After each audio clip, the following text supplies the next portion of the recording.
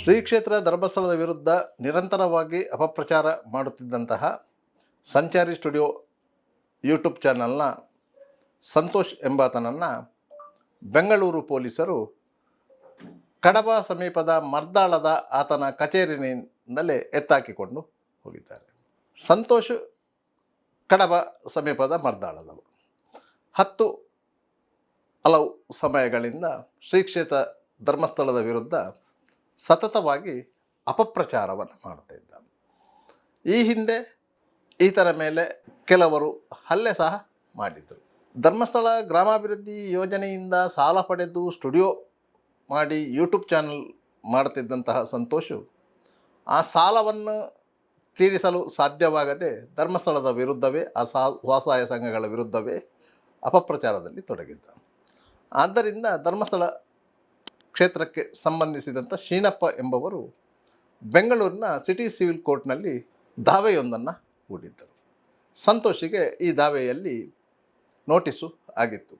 ಆದರೆ ಸಂತೋಷು ಈ ದಾವೆಗೆ ಹಾಜರಾಗದ ಹಿನ್ನೆಲೆಯಲ್ಲಿ ಕೆಲವು ತಿಂಗಳ ಹಿಂದೆ ಈತರ ವಿರುದ್ಧ ಸಲ್ಲಿಸಲಾಗಿದ್ದಂತಹ ದಾಖಲೆಗಳನ್ನು ಪರಿಶೀಲಿಸಿದಂಥ ಮಾನ್ಯ ನ್ಯಾಯಾಲಯ ಈತನಿಗೆ ಶಿಕ್ಷೆ ವಿಧಿಸಿ, ಅಂದರೆ 30 ದಿನಗಳ ಶಿಕ್ಷೆ ವಿಧಿಸಿ ತೀರ್ಪು ನೀಡಿತು.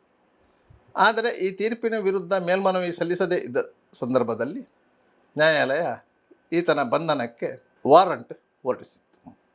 ಈ ವಾರಂಟ್ನ ಅನ್ವಯ ಬೆಂಗಳೂರು ಸಿಟಿ ಸಿವಿಲ್ ನ್ಯಾಯಾಲಯದ ಸಿಬ್ಬಂದಿ ಸ್ಥಳೀಯ ಪೊಲೀಸರನ್ನು ಒಂದಿಗೆ ಬಂದು ಮರ್ದಾಳದ ಆತನ ಕಚೇರಿಯಿಂದಲೇ ಎತ್ತಿಕೊಂಡು ಹೋಗಿ ಬೆಂಗಳೂರಿನ ನ್ಯಾಯಾಲಯಕ್ಕೆ ಹಾಜರುಪಡಿಸಿದ್ದಾರೆ. ನಂತರ ಆತನನ್ನು ಪರಪ್ಪನಗ್ರಹಾರ ಜೈಲಿಗೆ ಕಳುಹಿಸಲಾಗಿದೆ.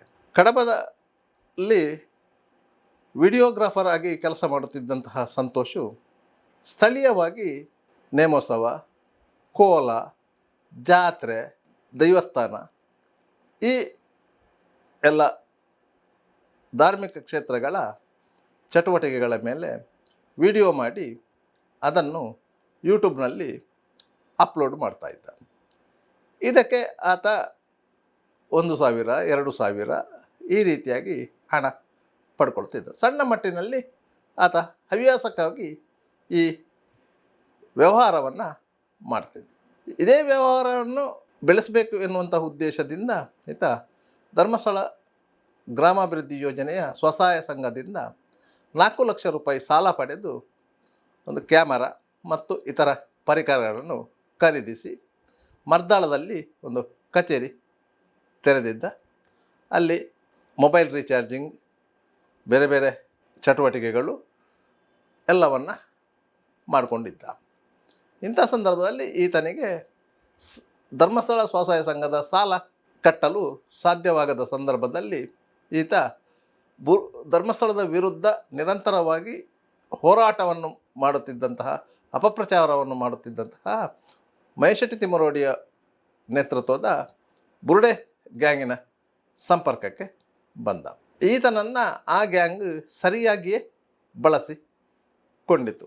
ಈತನನ್ನು ಬೇರೆ ಬೇರೆ ಕಡೆಗಳಿಗೆ ಕರ್ಕೊಂಡೋಗಿ ಯಾರ್ಯಾರಿಂದಲೂ ಸಂದರ್ಶನ ಮಾಡಿಸಿ, ವಿಡಿಯೋ ಮಾಡಿಸಿ ಈತನ ಸಂಚಾರಿ ಸ್ಟುಡಿಯೋ ಎಂಬ ಯೂಟ್ಯೂಬ್ ಚಾನಲ್ನಲ್ಲಿ ಅದನ್ನು ಅಪ್ಲೋಡು ಮಾಡಲಾಗುತ್ತಿತ್ತು. ಸಾಕಷ್ಟು ವ್ಯೂಸ್ಗಳು ಬರ್ತಾಯಿತ್ತು, ಲೈಕ್ಸ್ಗಳು ಬರ್ತಾಯಿತ್ತು. ಈತನಿಗೂ ಉತ್ತೇಜನ ಸಿಕ್ಕಿದಂತಾಗಿತ್ತು. ಅಂತಹ ಸಂದರ್ಭದಲ್ಲಿ ಈತ ವೈಯಕ್ತಿಕ ಮಟ್ಟದಲ್ಲಿ ತೇಜೋವಧೆ ಮಾಡುವಂತಹ ಗೀಳಿಗೆ ಇಳಿದ ಪರಿಣಾಮವಾಗಿ ಧರ್ಮಸ್ಥಳ ಕ್ಷೇತ್ರಕ್ಕೆ ಸಂಬಂಧಪಟ್ಟಂತಹ ಶೀನಪ್ಪ ಎಂಬವರು ಈತನ ಮೇಲೆ ಬೆಂಗಳೂರಿನ ಸಿಟಿ ಸಿವಿಲ್ ಕೋರ್ಟ್ನಲ್ಲಿ ದಾವೆ ಹೂಡಿದ್ದರು. ಆ ದಾವೆಯನ್ನು ವಿಚಾರಣೆಗೆ ಕೈಗೆತ್ತಿಕೊಂಡ ನ್ಯಾಯಾಲಯ ಧರ್ಮಸ್ಥಳದ ವಿರುದ್ಧ ಯಾವುದೇ ವಿಡಿಯೋಗಳನ್ನು ಅಪ್ಲೋಡ್ ಮಾಡಬಾರ್ದು, ಪ್ರಸಾರ ಮಾಡಬಾರ್ದು ಅಂತ ಹೇಳಿ ಪ್ರತಿಬಂಧಕಾಜ್ಞೆಯನ್ನು ವಿಧಿಸಿತ್ತು. ಈ ಕುರಿತ ನ್ಯಾಯಾಲಯದ ಆದೇಶ ಸಂತೋಷಿಗೆ ಸಿಕ್ಕಿದ್ದರೂ ಸಹ ಸಂತೋಷ್ ಅದನ್ನು ಗಣನೆಗೆ ತೆಗೆದುಕೊಳ್ಳದೆ ಮತ್ತಷ್ಟು ವಿಡಿಯೋಗಳನ್ನು ಮಾಡಿದ್ದ, ಹಲವರ ಸಂದರ್ಶನವನ್ನು ಮಾಡಿದ್ದ. ಆ ಕಾರಣಕ್ಕಾಗಿ ಶೀನಪ್ಪ ಅವರು ಈತನ ಮೇಲೆ ನ್ಯಾಯಾಂಗ ನಿಂದನೆ, ಅಂದರೆ ನ್ಯಾಯಾಲಯದ ಆದೇಶವನ್ನು ಉಲ್ಲಂಘಿಸಿದ ಕಾರಣಕ್ಕಾಗಿ ನ್ಯಾಯಾಂಗ ನಿಂದನೆ ದಾವೆಯನ್ನು ಹೂಡಿದರು.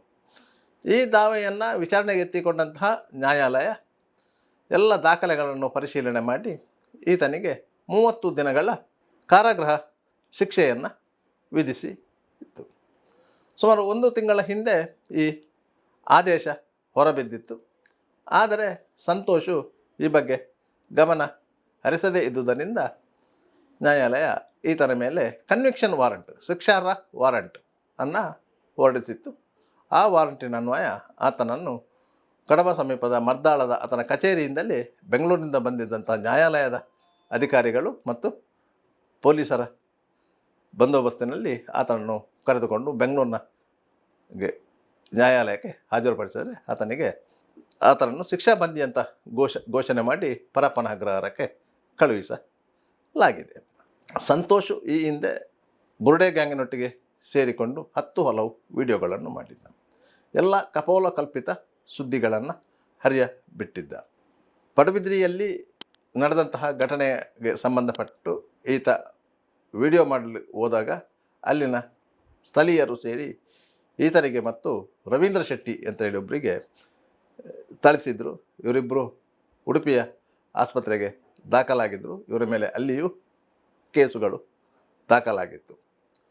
ತದನಂತರ ಈತನ ಮೇಲೆ ಧರ್ಮಸ್ಥಳ ಸಾನಘಟ್ಟದ ಬಳಿ ಅಂದರೆ ಪಾಂಗಾಳ ಕ್ರಾಸ್ನಲ್ಲಿ ಹಲ್ಲೆ ಆಗಿತ್ತು.